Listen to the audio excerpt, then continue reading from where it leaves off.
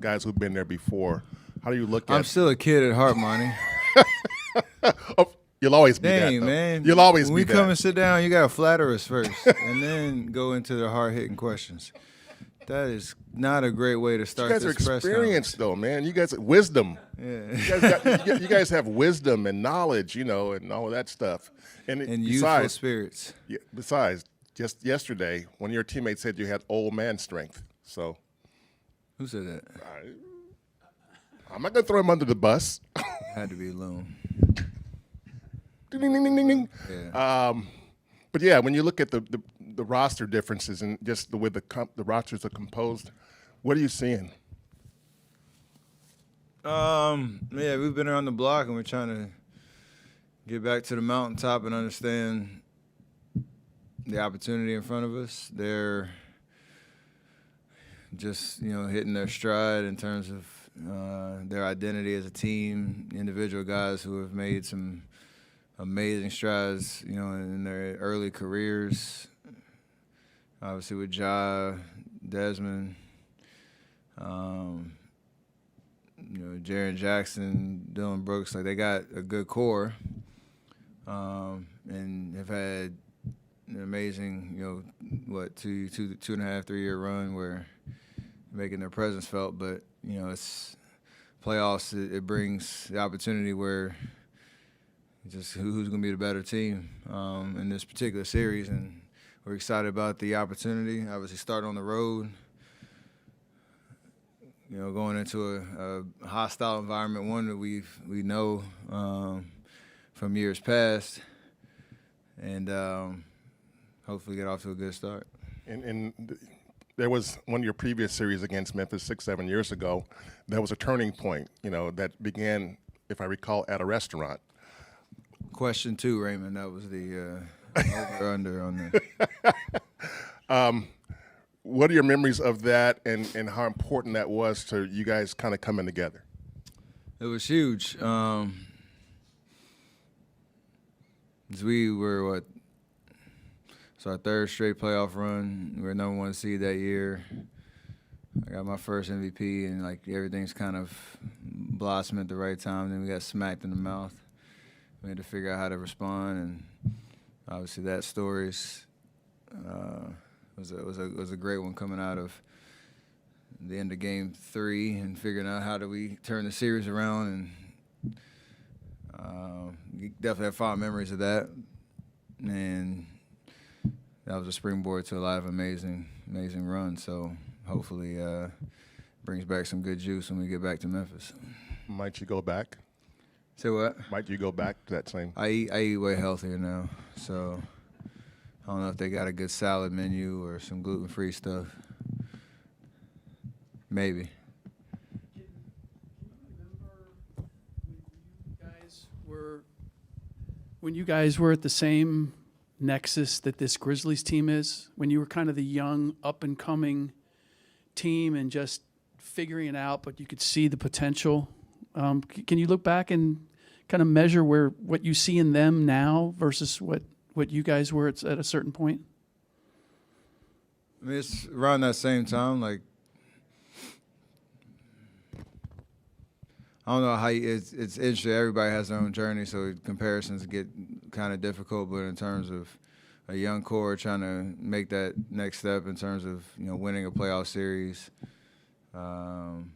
understanding the difference between regular season and the playoffs, just the intensity, the level of execution, the focus it takes, how different every game is, let alone every series. There's so many things you learn, but we're right in that window where we were playing, San Antonio in the second round, getting challenged and having some success, but obviously not getting the job done, coming back and playing against a good Clippers team that next year, losing in 7.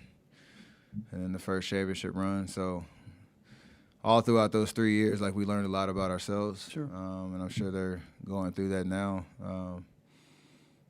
We don't want them to learn too much, though. Not to hammer on the old man strength aspect, but now being, 4 or 5 years, or 3, 4 years since your last championship run or run to the finals, what have you learned about being efficient with yourself physically that allows you to continue to play now versus maybe when you were there pre a couple injuries, pre third, all of that? Like, have you figured out how to get more out of your body, even if you're not physically exactly the same as you were 4 or 5 years ago? I mean, it's that tagline: you work, smarter, not harder, and how you deal with the emotions of a long 82-game season. Each individual series and just the physical and mental toll it takes on you, how you spend your off days in between, practice sessions. All those things you get more refined in terms of mastering the ebbs and flows of, this time of year. There's a balance of like staying so locked in mentally on every detail of the game plan, every detail of your own performance, watching, the rest of the series going on around the league, with also getting away from it a little bit and keeping life as normal as possible, because it is such a high intensity, high stress environment, and you want it so bad. It's a tendency sometimes to go too hard, if there's a such thing. So just kind of mastering that, what that means for you, and for every player it's different, for every team it's different. But there's a comfortability of having gone through these reps, at this stage where it's all about how can you be as fresh as possible mentally and physically for every single game, and control what you can control in that standpoint.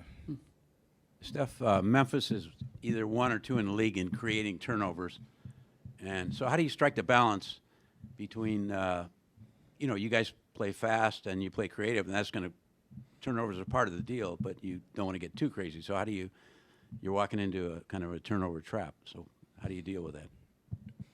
I think it's just you understand what the tendencies are, how they defend, how they use their length, their athleticism to create chaos out on the floor. Seeing those pictures when you're watching film, going back to when we played them, watching every game of their Minnesota series, and just try to be as thoughtful about how we're trying to create offense and create good shots on every possession.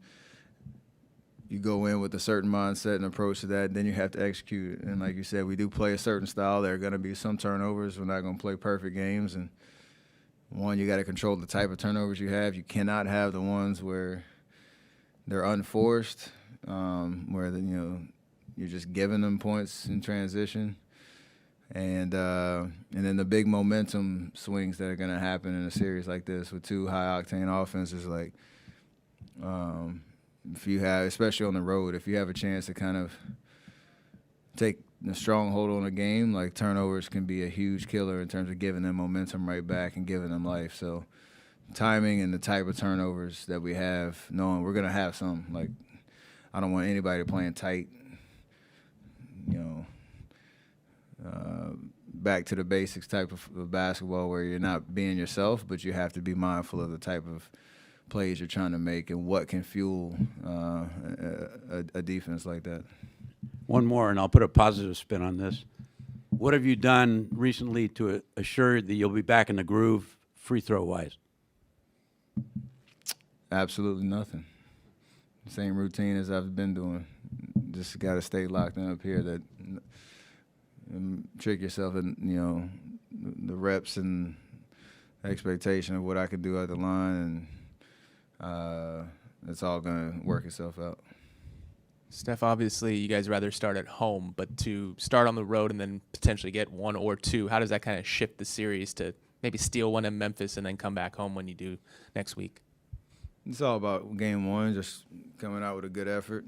You want to win that game, and like you said, steal home court advantage right away and change the tone of the series from the start. Can't get too ahead of yourself, though. The challenge is how quickly can each team move on from the game plan of the last series. That's always an interesting kind of feel-out game. The first game in general, but usually the first half where you're so used to the tendencies that you have, the team you just played, and Denver and Memphis are two totally different teams, so we have to be able to figure that out, and we're totally different than Minnesota. So it's which team can figure that out the fastest, get off to a good start. I asked Clay this last week before you left for Denver, but the difference between making a shot and a big play at a home game crowd versus silencing a crowd on the road, can you describe the difference in those? They're both amazing.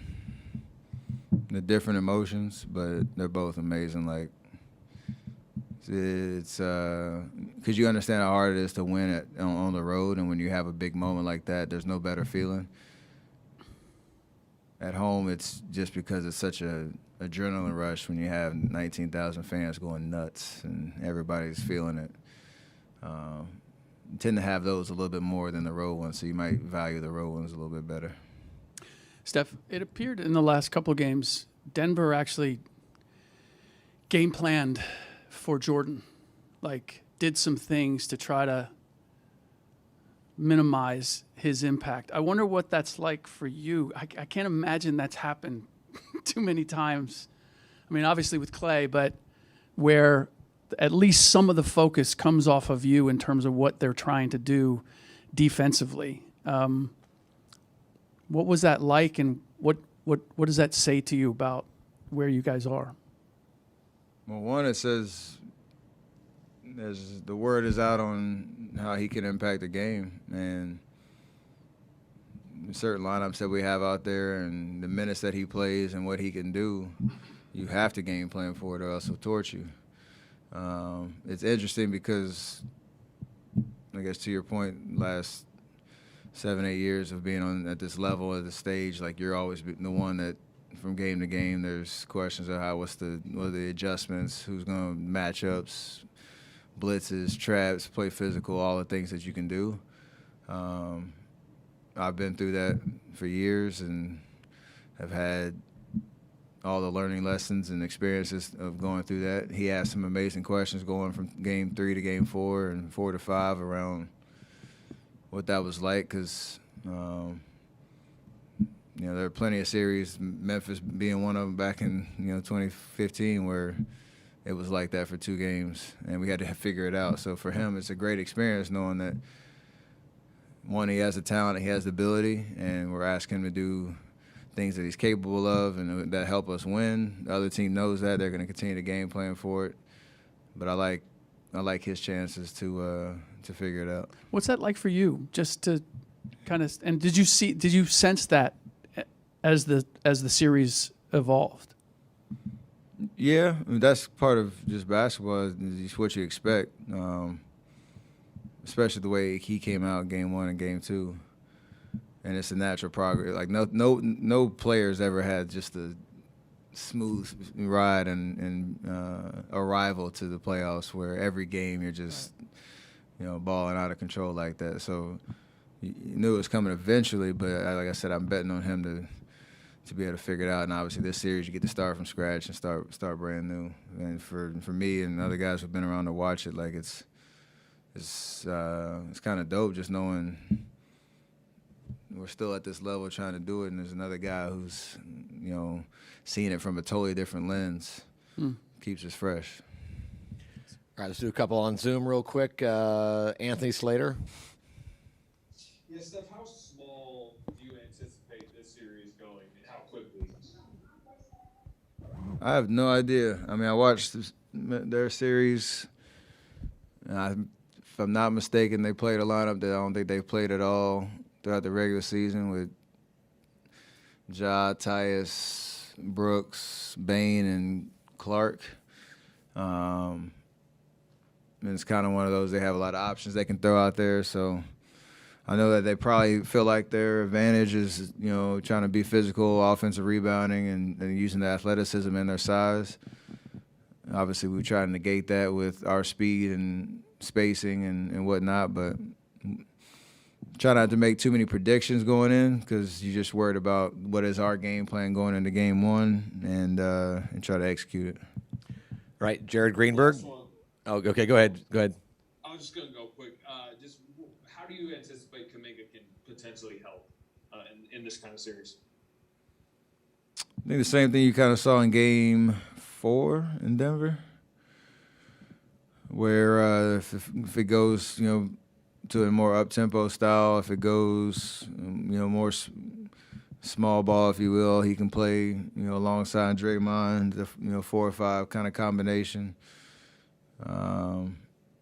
and give us a good boost of energy, good boost of athleticism, rim presence, speed in transition, and then obviously he can switch on a lot of different matchups if we need it. So he's got to be ready to make his presence felt if he's asked to. Right, Jared, go ahead. Thanks, Ray. Steph, I'm guessing this is probably not that big of a deal for you, but with so many guys that you're asking to play important minutes who have never been through this before, the fact that you're getting in late tonight, changing time zones, and then playing a 2:30 local time start tomorrow, is there anything you can tell the younger guys to be ready for in an awkward start time with, basically only a few hours off of a plane? No, we've had situations off the top of my head, I think like 2 or 3 throughout the regular season where you get the reps of what is your routine on a schedule like this. So practice, fly in, everybody's got to make sure they're getting their rest and doing what they need to do to keep their body fresh. And then in the morning, whatever your routine is, to get your mind, your body going as soon as possible to get ready for the game. We obviously just played an afternoon game in the last series last Sunday, so it helps to have experience knowing what you respond to better than or what you respond to the best in terms of what your routine is. So for us, rely on those reps and rely on all the different input we have from our coaches, performance staff, and everybody to get us ready. And then it's up to the players to figure that out.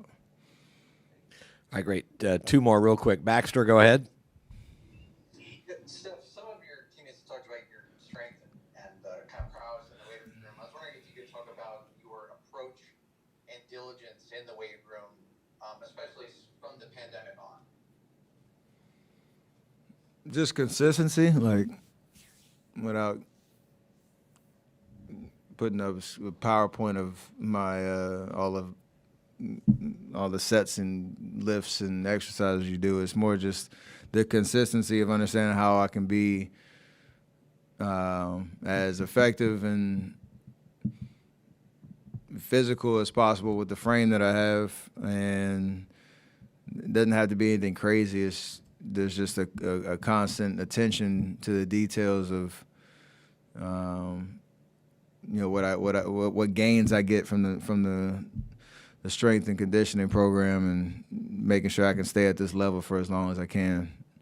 I guess taking advantage of just being a little late bloomer in that respect. All right, great. Last one. Mark, go ahead. Hey, what's up, Steph? When you look at, Memphis, it's a lot of young guys, players that you haven't, played in a series against.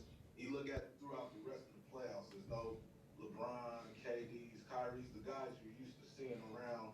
Is it weird that, those big names that you're used to seeing are missing, or is that just a tribute to how the NBA has grown over the years? It's everything. It's part of how the NBA has grown. It's the young core of guys coming in. You understand, we were that team and those players at one point, for like the Tim Duncans and KGs and all those guys that were trying to extend their prime and their careers to, for as long as they could when we were coming into our prime. So it's a natural evolution of sports. It's a reminder of how difficult it is to win at this level, to be here every year. So don't take it for granted. It's the fact that that's probably going to be the norm as you keep going. But talent is at an all-time high, I feel like, across the board in the league, and seeing a little bit more parity now in terms of the teams that are kind of making it to this stage in the playoffs. So it's a great time, obviously, to be a fan in terms of, different faces coming out, and you'll still see those guys. I ain't go